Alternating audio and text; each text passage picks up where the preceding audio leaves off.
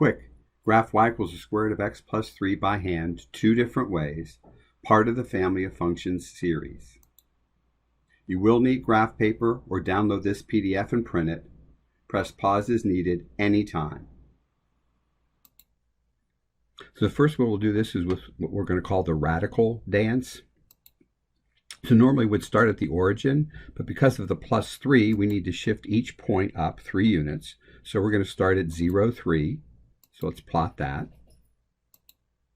And then from that point, we're going to do what we call the radical dance, which is right 1, up 1, because the square root of 1 is 1. Right 4, up 2 from that point, because the square root of 4 is 2. And right 9, up 3, because the square root of 9 is 3. Connecting the points, we get y equals the square root of x plus 3. So let's go ahead and also place the parent function there, y equals the square root of x. And if you can see, from the blue to the green graph is moved up 3 units.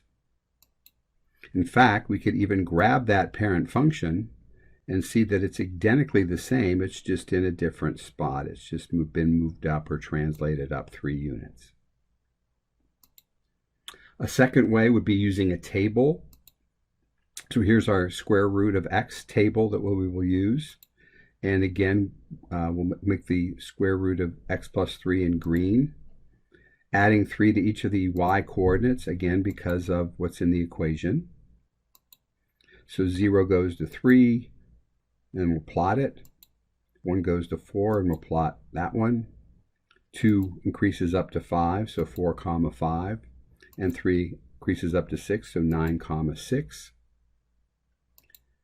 Connecting the points, we get y equals the square root of x plus 3 again in a different way. And again, we'll show the parent function to show how they're related. Now you try one. Graph y equals the square root of x plus 1. Use either method or both for the practice. Press pause to do this, then resume when you're finished to check your answer.